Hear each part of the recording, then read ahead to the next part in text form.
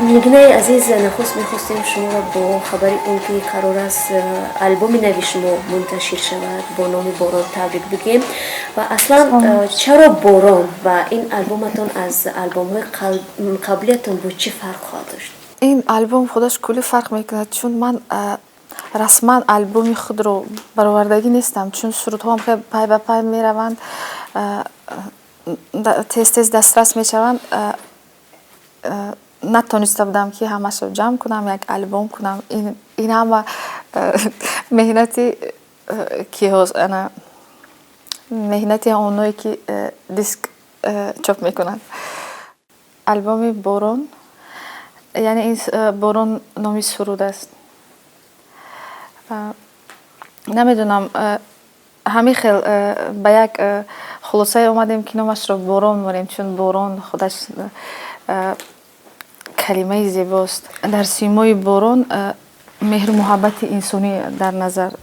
داشته شده است چون شعر بسیار پرمضمون است به خودم خیلی پسند است نمیدونم امیدوارم که به دیگران هم پسند میاد حتما پس باران هم شما دوست میداره؟ بله باران رو بسیار دوست میدارم و زیادتر از باران با هوایی که هوای ابری رو دوست میدارم اسم من پهلوی اسمی تو چیزی با من تو شدی حضرت باران و من هجران باران تو که هستی به هر لحظه به پیشی قدمم ابرم و سایقم و برفم و باران باران وای باران وای باران وای باران وای باران 2 سال پیش در سال 2014 اولین کلیپ اجتماعی هم شما ثبت کرده بودید که یکی از هدفش نشان دادن مهر و محبت و دوستداری بود آیا تا کجا شما همین گونه احساس در مردم عادی حس میکنید و تا کجا امروز یک مردم عادی نیاز دارند به مهر و محبت به صمیمیت به دوستداری فکر میکنم نمیدونم همین سالهای اخیر خیلی کم شده است مهر و محبت انسانی مهر و محبت نسبت به اویله نسبت به وطن نسبت به یار رفیقان دوستان نمیدونم چون همین خیلی حس میکنم سالهای آخر این ممکن که از توازن زندگی باشد ممکن از تشویش های زندگی ممکن از اون که مردم به دیگر نمیرسند ممکن از این باشد نمیدونم شاید بیشتر مهاجر هستند طوری که شما آهنگ نوتونم اگر بگذاریم به آهنگ نوی شما که یاری مسافر هست بله یاری مسافر با پیشنهاد 1 سال پیش با پیشنهاد سازمان بین المللی مهاجرت به ثبت کرده بودیم این سرود رو اونا همه شعرش هم آهنگ همه چیز رو خودشون چی کردن از من خواهش کردن که همین سرود رو من سرایم چون سرودهای لیریکی بسیارتر گفتم فکر میکنیم به شما خاص است و شما بیشتر میتوانید به مردم تاثیر گذارید فکر میکنم چیزی خوب هم شده است چون امروز میبینم توجه مردم امروز زیاد است به این برق می قسمتی درویون نگشتم اشکم در گونه ایزم بروی خاندانم سایه گشتم بیرفته از درون سینم در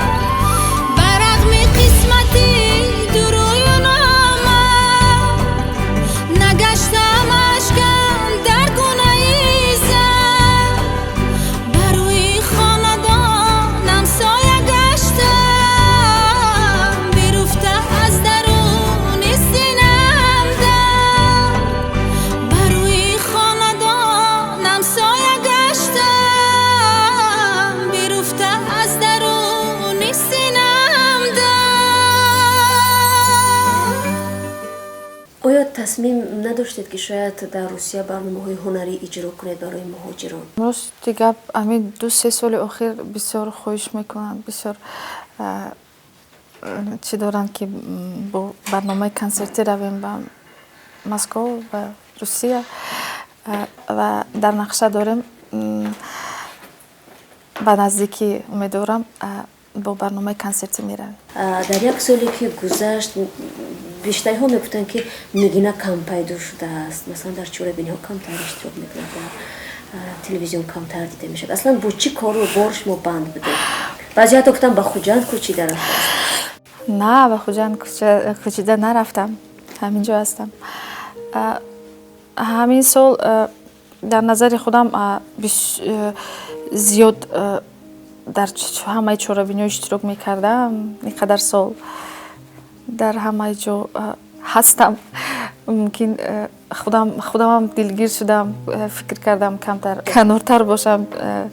چون با سرودهای با دیگر دارم، با دیگر انا البوم دارم که بدتر با صحنه بیایم و با انا سرودهای نو ایجاد کنم. دکتر شما از شبکه‌های اجتماعی استفاده میکنید برای تبلیغ آهنگ هاتون، اون چیزایی که با شما میگذره؟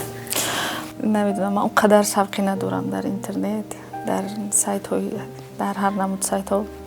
اون مثلا حرفایی که در نسبت شما مینویسن، اون چیزایی شما میخونید نمیخونید؟ من بسیار دیر او وقتی که این چیزایی مینویسن چقدر وقت میگذره، سالها میگذرد، بعد من میفهمم که همین گپو بوده است، شده است، گذشته است. شما تاثیر نمیکنه؟ نه، پیش وقت بسیار چیز میشدم، بسیار عصبانی میشدم، بسیار فکر میکردم چرا، برای چی، از اونقدر اهمیت هم نمیدم، چون همش گپ. و مخلصانم گفتنی هستم که به هر گونه گپ و به هر گونه آواز و اهمیت ندیم و در ایجاد هستم، کوشش کرده ایستادم و